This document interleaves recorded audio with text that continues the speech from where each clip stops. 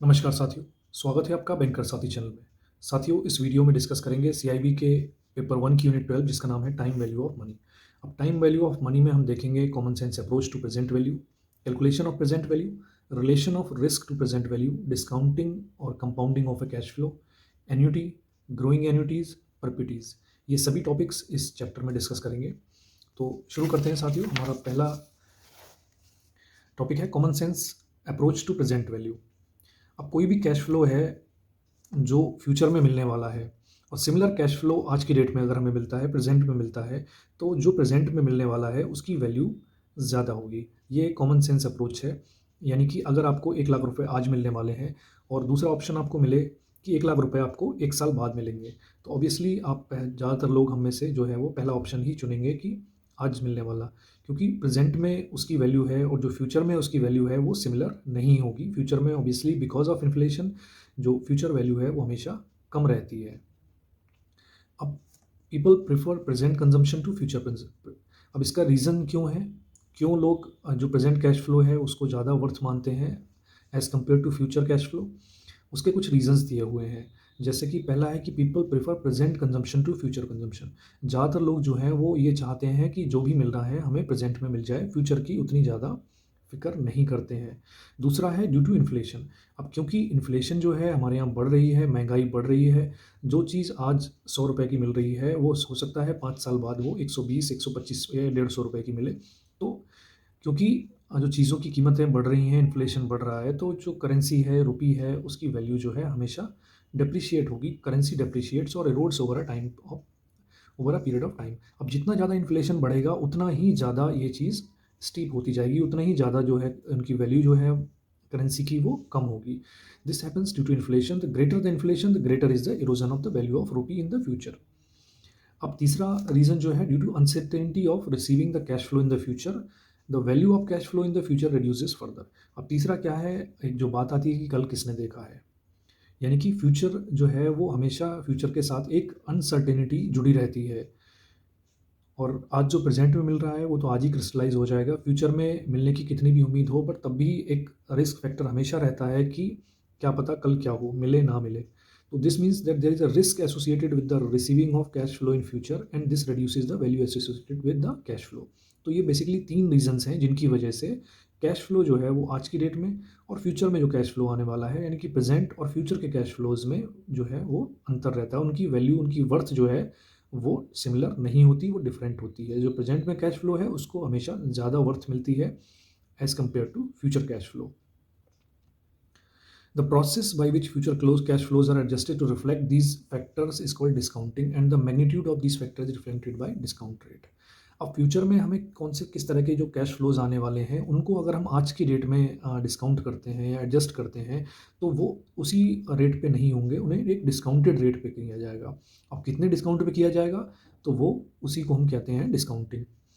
और इसको जो मैग्नीट्यूड है उसको हम डिस्काउंट रेट कहते हैं बेसिकली। या डिस्काउंट रेट आप इंटरेस्ट रेट की तरह समझ सकते हैं या नेगेटिव इंटरेस्ट रेट, अगर मैं और प्रिसाइज होकर कहूँ कि जैसे कि हम आज अगर 100 रुपये हैं तो हम मानते हैं कि आज अगर हमारे पास 100 रुपये हैं तो हम मानते हैं कि वो हम अगर कहीं इन्वेस्ट करते हैं, कहीं यूज़ करते हैं तो वो बढ़ के 110 120 होंगे 1 साल, 2 साल, 5 साल बाद। तो लेकिन अब यही अगर 2 साल बाद अगर हमें 150 रुपये या 5 साल बाद 150 रुपये मिलने वाले हैं तो वो आज की डेट में 150 नहीं होंगे। उसमें जो है नेगेटिव इंटरेस्ट लगा के हम कैलकुलेट, डिस्काउंट रेट जिसे कहते हैं, उसके हिसाब से कैलकुलेट करेंगे। तो मान लीजिए 5 साल बाद 150 रुपये मिलने वाले हैं तो आज की डेट में हम उनकी वैल्यू निकालेंगे तो कुछ हो सकता है वो 100 आए या 110 आए, बट 150 से कम आएगी। तो ये है डिस्काउंट रेट को जो बताया गया है वो है discount rate is a rate at which present and future cash flows are traded off. यानी कि जो प्रेजेंट के हैं और जो फ्यूचर के कैश फ्लोज हैं उनको किस तरह से हम ट्रेड ऑफ करते हैं, उनको किस तरह से एडजस्ट करते हैं, उसी को हम डिस्काउंट रेट कहते हैं। और इसमें क्या क्या चीज़ों को इनकॉर्पोरेट करते हैं, इसमें तीन फैक्टर हैं बेसिकली जिनको हम ध्यान में रखते हैं। उसके बाद ये कैश रेट निकाले जाते हैं। पहला ये है the preference of current consumption, यानी कि जो आज की डेट में कंजम्पशन की या कि कितनी ज़्यादा डिमांड है कि वो हमें पैसा, उसकी ज़रूरत कितनी है। जो फ्यूचर में कैश फ्लो आने वाला है उसकी आज की डेट में हमें ज़रूरत कितनी है। आज अगर मान लीजिए बहुत ज़्यादा ज़रूरत है, प्रेफरेंस आज की डेट में ज़्यादा है, तो डिस्काउंट रेट भी ज़्यादा होगा। ऐसे ही इन्फ्लेशन का बात है, अगर इन्फ्लेशन मान लीजिए अगर ज़्यादा है तो डिस्काउंट रेट हाई होगा। High inflation high discount rate. अब इसको आप समझ सकते हैं कि डिस्काउंट अगर इन्फ्लेशन ज़्यादा है, इसका मतलब जो फ्यूचर जो कैश फ्लो है उसकी वैल्यू फर्दर कम होगी आज की डेट में, और डिस्काउंट रेट ज़्यादा होगा। The uncertainty in the future cash flow, यानी कि फ्यूचर कैश फ्लो जितना ज़्यादा अनसर्टेन होगा, जितना रिस्क उसमें इन्वॉल्व होगा, higher the risk higher the discount rate. तो ये तीनों चीज़ें हैं जिनकी जिनकी वजह से जिनका इफेक्ट पड़ता है हमारे डिस्काउंट रेट पे, कि हम फ्यूचर जो कैश फ्लो है उनको किस रेट से डिस्काउंट करेंगे अगर हमें आज की डेट में उनको ट्रेड ऑफ करना है। Trade off in consumption over time, although individual prefer present consumption to future consumption, the degree of this preference varies along with individual across the time। अब इसमें साथियों कुछ नहीं है, इतनी जो लंबी कहानी है पूरा पैराग्राफ, इसमें आप सम अप अगर मैं करूँ कुछ एक लाइंस में, तो वो ये है कि यहाँ बताया गया है कि हर एक जो पर्सन है उसकी उसकी जो नीड है, उसकी रिक्वायरमेंट है, वो अलग अलग लेवल की है। यानी कि जो प्रेजेंट कंजम्पशन की, यार जो कुछ भी है ना मुझे आज ही मिल जाए, मतलब मेरी आज की ज़रूरतें इतनी ज़्यादा हैं या मेरी आज की इच्छाएँ इतनी ज़्यादा हैं कि मैं चाहता हूँ कि फ्यूचर में भी जो मुझे मिलने वाला है, वो भी मुझे एडवांस में आज ही मिल जाए। तो वो जिसका अगर प्रेज़ेंट कंज़म्पशन ज़्यादा होगा फ्यूचर कंज़म्पशन के, हालाँकि अगर दोनों को अगर ऑप्शन मिला जाए कि किसी की आपको सेम अमाउंट ही मिलेगा, किसी इंडिविजुअल से कहा जाए कि आपको ₹100 ही मिलने हैं, चाहे आप आज ले लो या 2 साल बाद ले लो आप ₹100, तो ऑब्वियसली सभी के सभी जो हैं वो ये प्रेफ़र करेंगे कि अगर उतने ही मिल रहे हैं, तो फिर हमें आज ही दे दो आप ₹100। लेकिन अगर ये ऑप्शन दिया जाए कि आपको आज लोगे तो 100 मिलेंगे, 2 साल बाद लोगे तो आपको ₹120 मिलेंगे।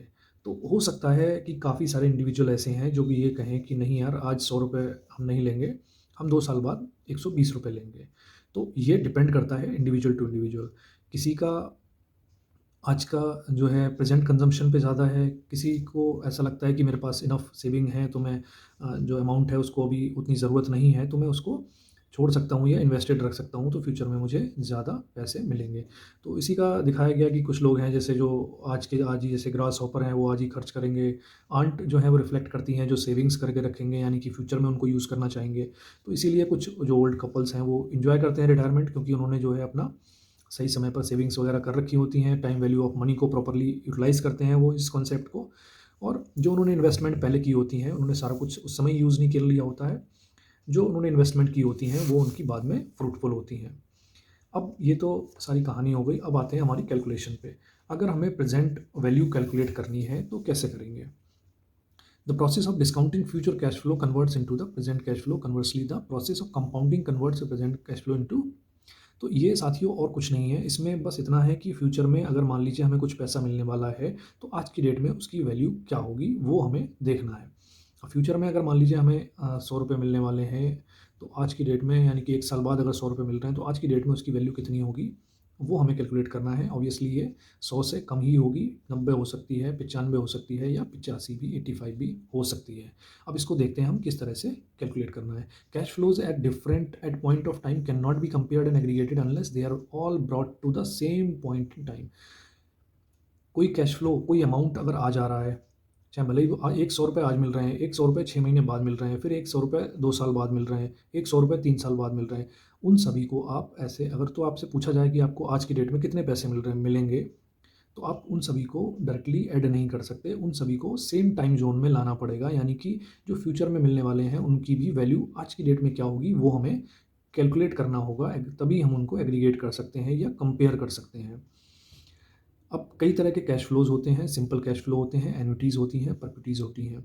तो अब इनको हम एक-एक करके देखेंगे कि ये सब क्या होते हैं और किस तरह से इनकी कैलकुलेशन हमें करनी होती है। अब सिंपल कैश फ्लो की बात करें, तो सिंपल कैश फ्लो एक सिंगल कैश फ्लो है in a specified future time period. कोई एक एक अमाउंट आना है, और वो एक स्पेसिफाइड टाइम पीरियड के बाद आना है, कि मेरे पास 1 लाख रुपए आने हैं, 1 साल बाद आने हैं, तो वो उसे हम सिंपल कैश फ्लो कह सकते हैं।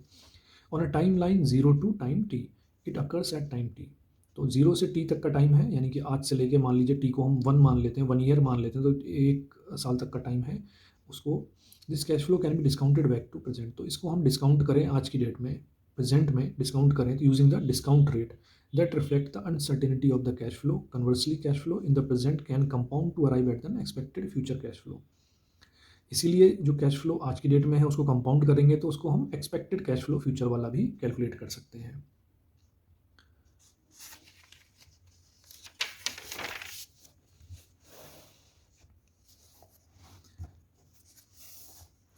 अब साथियों डिस्काउंटिंग जो हमने ये ऑलरेडी हम पहले भी पढ़ चुके हैं, दोबारा से चीज़ें रिपीट हो रही हैं, वही है कि जो कैश फ्लो हमें फ्यूचर में है उसको हम आज की डेट में अगर कन्वर्ट करते हैं तो प्रोसेस जो है उसी को हम डिस्काउंटिंग कहते हैं। कंपाउंडिंग ऑब्वियसली जो हमें आज पैसा मिल रहा है उसको हम फ्यूचर वैल्यू उसकी क्या होगी उसको हम कंपाउंडिंग कहते हैं। और जो कैलकुलेट करनी है हमें, चाहे तो हम फ्यूचर को आज की डेट में कैलकुलेट करें, यानी कि जो फ्यूचर वैल्यू है उसको प्रेजेंट वैल्यू में कैलकुलेट करें, या जो प्रेजेंट में कोई कैश फ्लो है उसकी फ्यूचर वैल्यू कैलकुलेट करें। दोनों ही जो है वो हम ये जो हमारा सिंपली जो हमारा कंपाउंडिंग इंटरेस्ट का फॉर्मूला होता है उससे कैलकुलेट कर सकते हैं।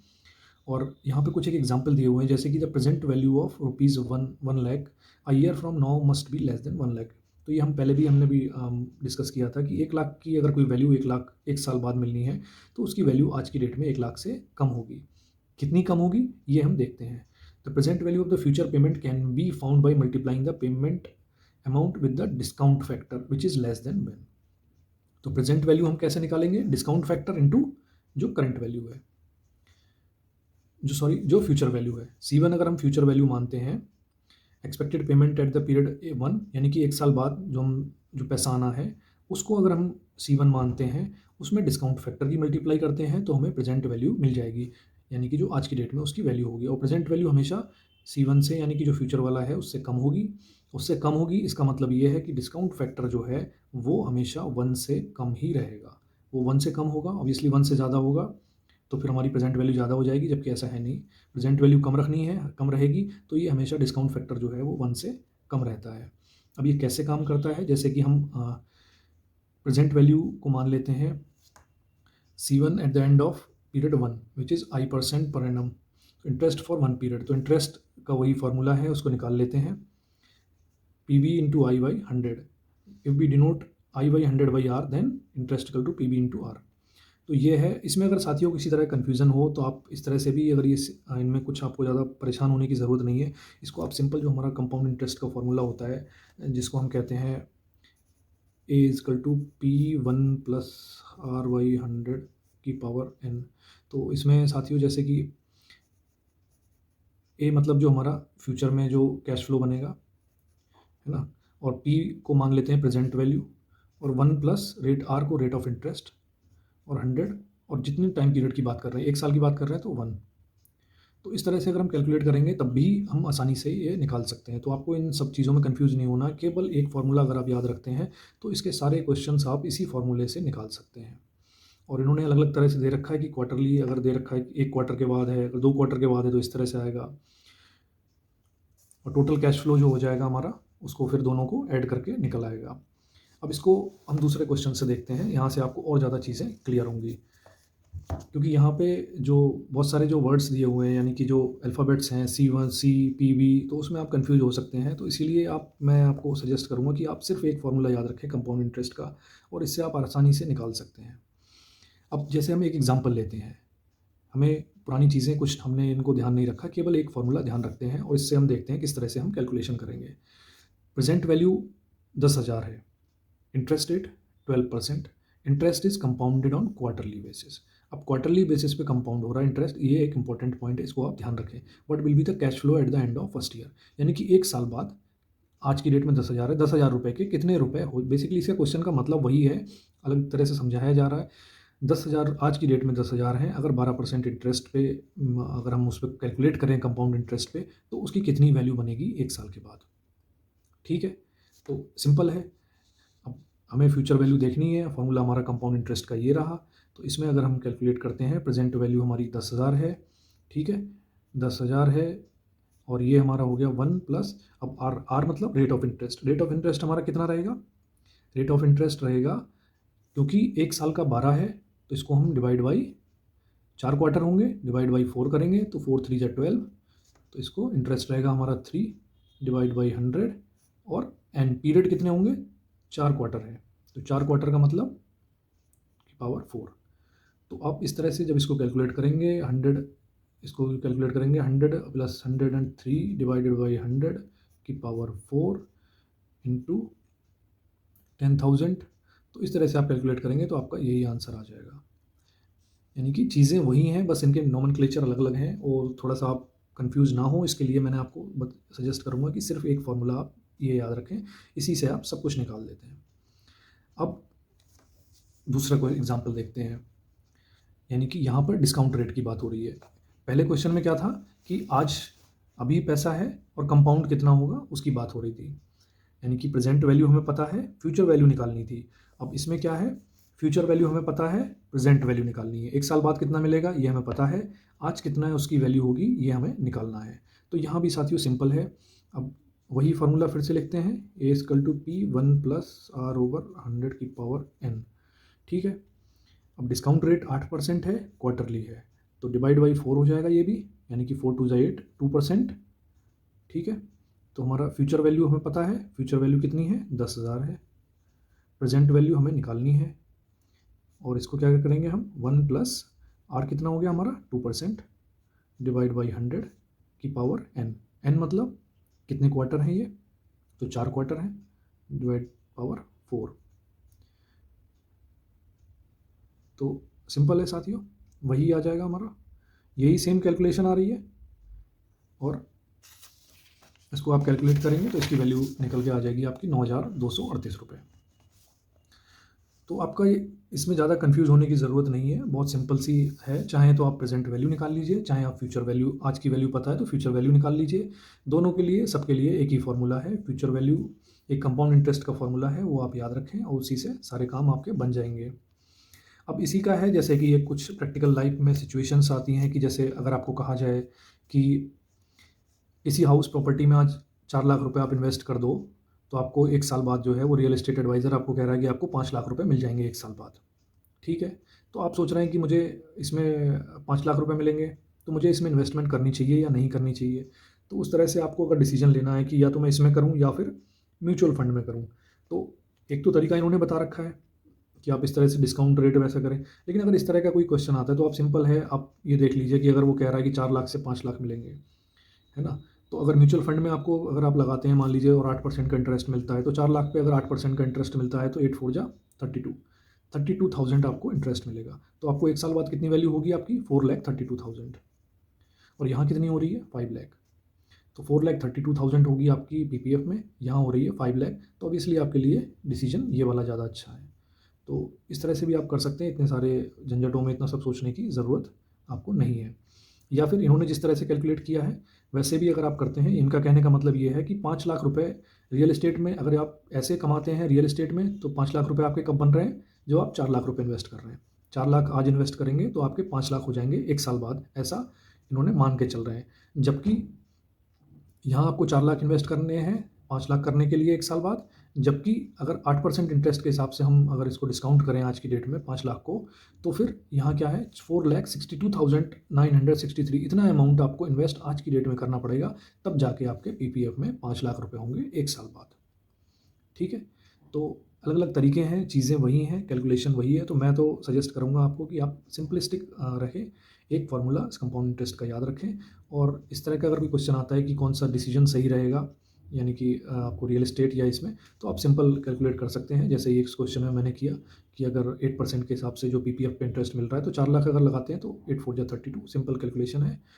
यानी कि 1 लाख पे जो 8,000 का, तो 4 लाख पे कितना हुआ हमारा, 8 चौक 32, 32,000 का इंटरेस्ट मिलेगा। सिंपल है, 4,32,000 आपके होंगे एक साल बाद। अब इसके बाद में आते हैं साथियों, देखते हैं नेट प्रेजेंट वैल्यू। अब net present value when we deal with number of cash flow that could be pay out and pence we work out of the. अच्छा, अब इसमें हम देखते हैं कि कई सारे कैश फ्लो से हम डील कर रहे हैं। कुछ हमारे पास से कैश कुछ जा रहा है, यानी कि कुछ तो बाहर जा रहा है, कुछ अंदर आ रहा है। कुछ ट्रांजैक्शंस जा रही हैं, कुछ ट्रांजैक्शंस आ रही हैं।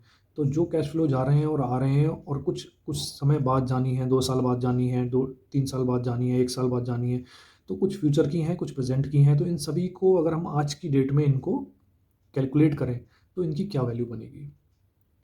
ठीक है। तो इसमें भी साथियों कोई भी बिल्कुल कंफ्यूज होने की ज़रूरत नहीं है, बिल्कुल सिंपल है। इसको आप यहाँ भी जो हमारा कंपाउंड इंटरेस्ट का फॉर्मूला है वो चलेगा, यानी कि अब एक ट्रांजैक्शन यहाँ पे इन्होंने दिखा रखी है कि आज की एग्जांपल एक लेते हैं साथियों, और फॉर्मूला हम अपना लिख लेते हैं, A = P 1+r/100⁴n। ठीक है, तो आज का है पे आउट है, तो 10,000 का पे आउट हम आज की डेट में कर रहे हैं। तो यहाँ पे तो ना तो डिस्काउंटिंग होगी ना ही, क्योंकि आज की डेट में ही है ये, इसको टाइम पीरियड आगे नहीं बढ़ रहा है, बैक नहीं जा रहा है, तो हम इसको सीधे 10,000 ही मान लेंगे। ठीक है, तो इसको हम 10,000 मान लेंगे और 1 साल बाद में पे इन हो रहा है, मतलब इनवर्ट्स 1 साल बाद 6,500 आ रहे हैं, तो आज की डेट में उसकी वैल्यू कितनी होगी? सिंपल है, कंपाउंड इंटरेस्ट वाले में 1 साल बाद की वैल्यू हमें 6,500 दी हुई है, ए दिया हुआ है, पी निकालना है। आप कैलकुलेट कर सकते हैं आराम से, 1 प्लस आर कितना दिया हुआ है हमें, 10% का दिया हुआ है, 10/100 की पावर, 1 साल है, एनुअली कंपाउंडिंग हो रही है, तो यहाँ पर इसको हम 1/10 यानी कि 0.1 से इसको मल्टीप्लाई करेंगे तो इसको हम निकाल लेंगे आराम से, ये निकल के आ जाएगा। ऐसे ही 2 साल के बाद में पे इन हो रहा है 9,000 रुपये, तो 2 साल के बाद जो 9,000 पे इन हो रहा है उसकी वैल्यू आज की डेट में कितनी होगी? 9,000 से कम होगी, यानी कि यहाँ पे भी हमारा क्या है, कंपाउंड इंटरेस्ट का फॉर्मूला चलेगा, ए इजकल टू जो प्रेजेंट वैल्यू है यानी कि पी 1 प्लस आर ओवर 100 की पावर एन। तो यहाँ भी साथियों जो 1 साल बाद जो हमारे पास आना है, यानी कि ये वाला जो ए जो है 9,000 दिया हुआ है, प्रेजेंट वैल्यू हमें निकालनी है 1 प्लस 10/100 की पावर, और यहाँ पर क्योंकि 2 साल का है, 2 साल बाद आने हैं 9,000 रुपये, तो यहाँ पे इसकी पावर 2 हो जाएगी। तो P इजकल टू कितना होगा साथियों, 9, जो 9,000 इजकल टू P, और 10 से 100 को काटेंगे 1/10, और ये हमारा हो जाएगा 11/10, या फिर इसको 1.1 भी लिख सकते हैं, 1.1 की पावर 2। तो P हमारा कितना हो जाएगा, 1.9000 डिवाइडेड बाई 1.1 की पावर 2। ठीक है साथियों, सिंपल, सब कुछ सारी चीज़ें आपकी जो हैं वो कंपाउंड इंटरेस्ट का एक फार्मूले से सारे क्वेश्चंस ये हो जाते हैं। तो ऐसे ही है, ऐसे ही सिंपल जो PV4 यानी कि 2 साल बाद में पे आउट हो रहा है, यानी कि बाहर जा रहा है पैसा, तो बाहर जा रहा है तो हमें कौन सा, हमें क्या मिला हुआ है फिर, उसकी हमें आज की डेट में वैल्यू देखनी है, तो 1,000 की जो है 1,000 की वैल्यू आज की डेट में कितनी होगी, इसी फार्मूले से हम कैलकुलेट करेंगे, यानी कि ए हमें दिया हुआ है, ए कितना है 1,000, और पी हमें निकालना है, इन सभी केसेस में हमें ए दिया हुआ है, पी निकालना है, और 10/100, तो ये फिर यहाँ भी 1.1 की पावर 2 हो जाएगी, तो इसकी वैल्यू हमारी कितनी आ रही है 826। अब इन सभी को ऐड कर देंगे, यानी कि माइनस 10,000, 10,000 क्या था जो हमने यहाँ देखा था, पे आउट हो रहा है, पे आउट हो रहा है मतलब माइनस में आएगा, बाहर जा रहा है पैसा हमारे से निकल के, तो माइनस हो रहा है हमारे से, और 1 साल बाद पे इन हो रहा है 6,500, तो ये प्लस में है, यानी कि ये अंदर आ रहा है, हमारे पास आ रहा है, तो जो जा रहा है उसको माइनस में करेंगे, जो आ रहा है हमारे पास वो प्लस में। तो जो जा रहा था क्योंकि वो प्रेजेंट में जा रहा है, उस फ्यूचर में नहीं जा रहा है, प्रेजेंट में ही जा रहा है, तो ये माइनस में 10,000, फ्यूचर में 6,500 आ रहे थे हमारे पास 1 साल बाद, जिसकी आज की डेट में हमने वैल्यू निकाली तो हमारे पास कितना आया 5,909, यानी कि 6,500 ना होकर 5,909 रुपये एक्चुअली में आ रहे हैं आज की डेट में। और जो 9,000 आ रहे थे हमारे पास 2 साल बाद, 9,000 पे इन आफ्टर 2 ईयर, तो उनकी वैल्यू हमने कैलकुलेट की थी, ये 9,000 डिवाइडेड बाई 1.1 की पावर 2। ठीक है, तो ये हमारी निकल के आई थी कितना, 7,438, तो ये हो गई। और फोर्थ क्या है, पे आउट हो रहा है, पे आउट कितना हो रहा है 1,000, तो 1,000 पे आउट हो रहा है, तो इसका कितना वैल्यू निकल के आई 826, सिंपल इसी फॉर्मूले से निकलेगी। तो ये हमारा पे इन टोटल कितना हो रहा है 5,900 और 7,438, और पे आउट कितना हो रहा है 10,000 प्लस 826, तो 10,826 को इससे माइनस करेंगे तो नेट जो है टोटल वो है हमारा 2,521। तो आई होप कि साथियों ये बिल्कुल क्लियर हो गया होगा आपको, इसमें किसी तरह का कन्फ्यूजन नहीं होगा, सिर्फ एक फार्मूला आपको याद रखना है, सारी चीज़ें आसान आपके लिए हो जाएंगी, बस आपको ये ध्यान रखना है कि उस फार्मूले को आपको यूज़ कैसे करना है।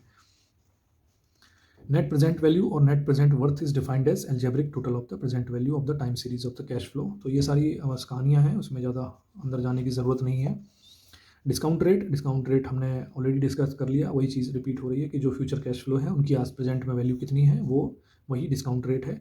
और एक वेरिएबल है फर्म्स कॉस्ट ऑफ कैपिटल और weighted average cost of capital is often used for this purpose. Another approach of choosing discount rate factor could be अब ये सब है साथियों, इनको ज़्यादा इसमें देखने की ज़रूरत नहीं है या याद करने की। आपको बस एक सिंपल कॉन्सेप्ट क्लियर रखना है कि जो फ्यूचर में पैसा आ रहा है उसकी आज की डेट में वैल्यू जो है वो कम होगी, क्योंकि कई सारे फैक्टर हैं जिसमें कि इन्फ्लेशन है, लोगों की रिस्क फैक्टर है। जो फ्यूचर में पैसा आएगा आज की डेट में मिल रहा है तो वो अभी क्रिस्टलाइज हो रहा है, और फ्यूचर में चाहे कितनी भी सिक्योर पेमेंट हो, बट वही बात है, कल किसने देखा है।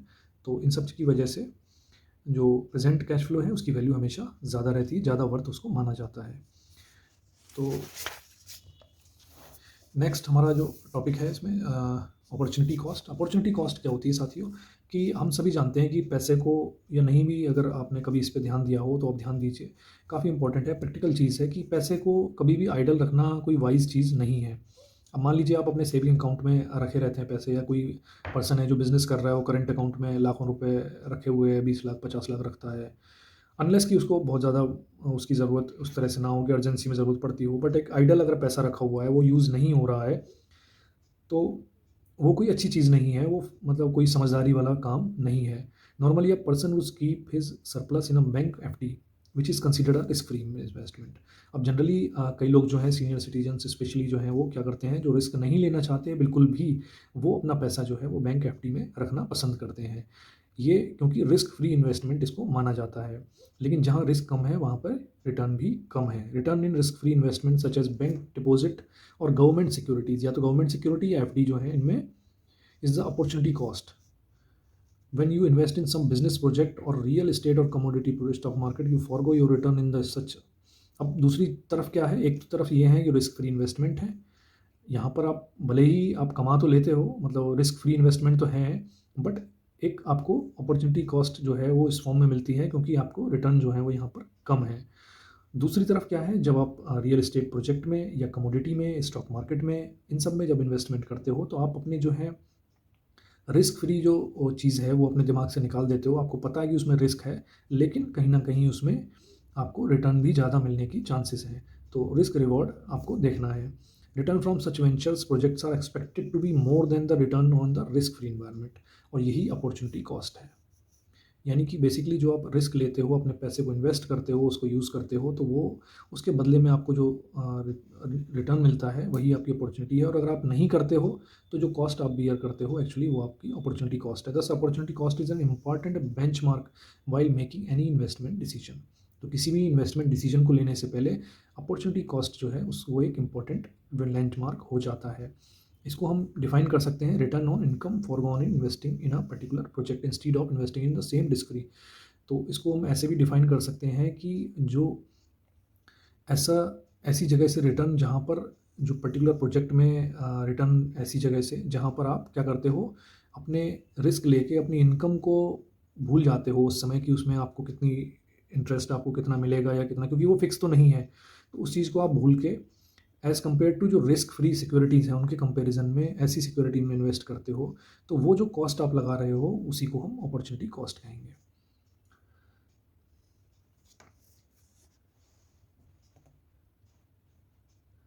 अब नेक्स्ट है हमारा relation of risk to present value.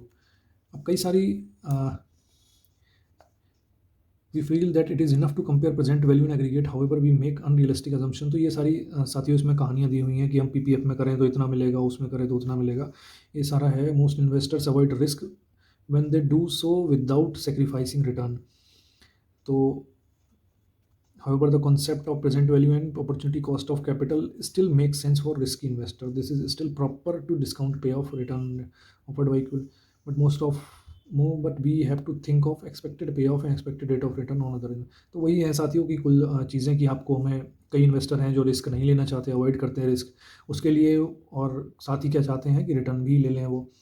हालांकि जो कॉन्सेप्ट है प्रेजेंट वैल्यू का और अपॉर्चुनिटी कॉस्ट का वो काफ़ी सेंस बनता है फॉर रिस्की इन्वेस्टमेंट। तो ये सारी चीज़ें हैं। अब effect of inflation on discount rate. अब इन्फ्लेशन का कितना फ़र्क पड़ता है साथियों डिस्काउंट रेट पे, ये हम देखते हैं। अब ये हम अच्छी तरह जानते हैं कि अगर महंगाई बढ़ेगी, जब भी इन्फ्लेशन बढ़ता है तो वहाँ पर क्या होता है, इंटरेस्ट रेट बढ़ते हैं।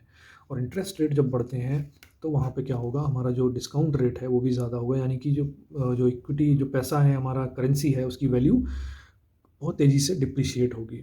The effect of inflation on present value is evident. It reduces the purchasing power of future cash flow। Purchasing power जो है मनी की वो कम कर देगा, जो फ्यूचर में कैश फ्लो आने हैं उसकी परचेजिंग पावर कम कर देगा। आज की डेट में हम 100 रुपये का पेट्रोल 1 लीटर ले रहे हैं मान लीजिए, हो सकता है जब 1 साल बाद में 2 साल बाद अगर 100 रुपये हमें कोई देता है तो हो सकता है उसमें आधा लीटर ही पेट्रोल आए। तो ये सिचुएशन हो सकती है। तो क्योंकि इन्फ्लेशन बढ़ रही है तो उसकी जो परचेजिंग पावर है 100 रुपये की आज 1 लीटर की पेट्रोल की परचेजिंग पावर है, 1 साल बाद हो सकता है उसकी आधे लीटर की पावर ही रह जाए। तो ये जो है फ्यूचर कैश फ्लो है वो परचेजिंग पावर को घटा देता है अगर इन्फ्लेशन वहाँ पर बढ़ती है। The adjustment reduces the value of future cash flow, this real cash flow will have to be reduced further to reflect real return.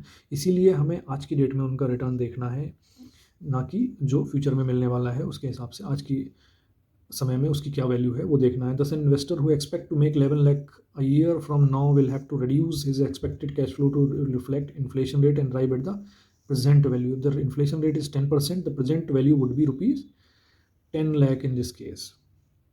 तो किसी को 1 लाख रुपए 11 लाख रुपए अगर 1 साल बाद में कमाने की सोच रहा है और इन्फ्लेशन अगर 10% है तो वो ये मान के चले कि उसे एक्चुअली में क्या मिल रहा है, एक्चुअली में उसे 10 लाख ही मिल रहे हैं। और जनरल जो फार्मूला है उसके लिए वो वही है, real cash flow equal to nominal cash flow divided by 1 plus inflation rate. तो इससे हम कैलकुलेट कर सकते हैं। यहाँ भी साथियों अगर आप चाहो ये सब ना याद रखना चाहो तब भी आप इसको भी आप कंपाउंड इंटरेस्ट वाले फॉर्मूले से कर सकते हो। आप ये मान लो कि 11 लाख जो है वो फ्यूचर अमाउंट है, आपको प्रेजेंट वैल्यू देखनी है, यानी कि पी दिए ए जो है ए आपको दिया हुआ है 11 लाख, पी आपको निकालना है 1 प्लस आर ओवर 100। आर कितना है, रेट ऑफ इंटरेस्ट कितना है 10% डिवाइड बाई 100, पावर 1 ईयर की देख रहे हैं तो पावर 1, उससे भी आप निकालोगे तो ये निकल जाएगा आसानी से। नेक्स्ट है हमारा effect of risk on discount rate. अब रिस्क भी बिल्कुल ऑब्वियस है साथियों, अगर रिस्क है फ्यूचर जो कैश फ्लो आने वाला है वो एकदम क्लियर नहीं है, उसमें रिस्क है। तो अगर रिस्क है उतना प्रेडिक्टेबल नहीं है तो फिर ऑब्वियसली जो है वो डिस्काउंट रेट भी ज़्यादा हो जाएगा। Although both the preference of the current consumption and expected inflation affect the present value of all the cash flow, not all cash flows are equity predictable. कई सारे कैश फ्लो हैं वो उतने ज़्यादा प्रिडिक्टेबल नहीं है, एज जो भी प्रॉमिस किया गया है वो पूरा हो ऐसा ज़रूरी नहीं है। Might not be delivered for a number of reasons, the promiser might default on the payment. Promise किया है किसी पर्सन ने कि मैं इतना इतना पैसा आपको दे दूंगा और आपने उसको मान लिया कि फ्यूचर में मेरे ये कैश फ्लो आने वाले हैं। तो हालांकि हो सकता है आपका कितना भी भरोसेमंद पर्सन वो क्यों ना हो, बट अनसर्टेनिटी एक हमेशा रहती है और जितनी ज़्यादा अनसर्टेनिटी होगी उतना ही वहाँ पर रिस्क ज़्यादा होगा और उतना ही हमारा डिस्काउंट रेट हमारा ज़्यादा होगा।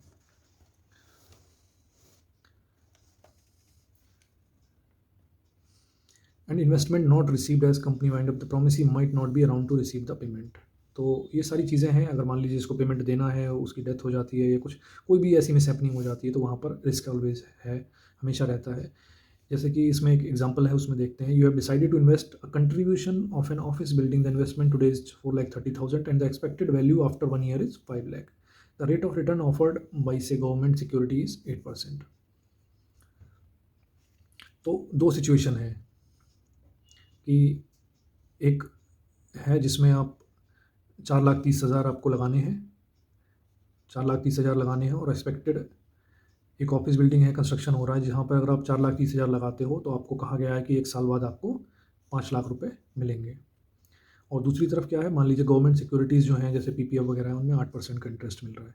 तो यहाँ पर ये है कि आपको उसमें एक्चुअली में इन्वेस्ट करना चाहिए या नहीं, आपको प्रॉफिट हो रहा है या नहीं हो रहा है।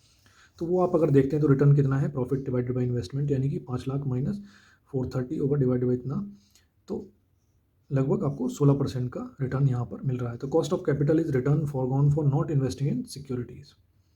If the investment is made in government securities, it will have return of 8%. Return of 16% on the building exceeds the 8% cost. It is therefore worthwhile investing. तो यहाँ पर 16% मिल रहा है आपको अगर आप इसमें रियल एस्टेट में जो इन्वेस्टमेंट करते हो, और उसमें गवर्नमेंट सिक्योरिटीज़ में आपको 8% मिल रहा था। तो ऑब्वियसली यहाँ पर आपको पैसा लगाने में फ़ायदा है, लेकिन उसके साथ में रिस्क भी जुड़ा हुआ है। तो जो आप रिस्क लेते हैं उसके बदले में आपको ये एक्स्ट्रा जो आपको मिल रहा है इनकम वो है। The cost of capital is return foregone by not investing in securities. If investment is made in government securities, it will be 8%, return of 16% जो कि exceed कर रहा है।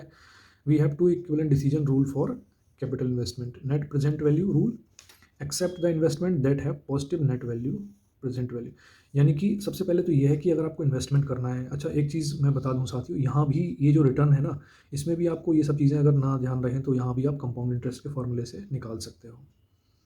इसमें आप किस तरह से अप्लाई करोगे, यानी कि आज आपको जो फ्यूचर की वैल्यू है वो 5 लाख रुपए बता रखी है, यानी कि जो ए है वो 5 लाख है ना, 5 लाख है, इक्वल टू प्रेजेंट वैल्यू आपको पता है, प्रेजेंट वैल्यू वो जो आप लगा रहे हो, यानी कि 4,30,000 इंटू 1+RY 100 है की पावर 1, क्योंकि एनुअल देख रहे हैं हम, 1 साल का रिटर्न, तो इसकी पावर 1 हो जाएगी, टाइम पीरियड 1 है।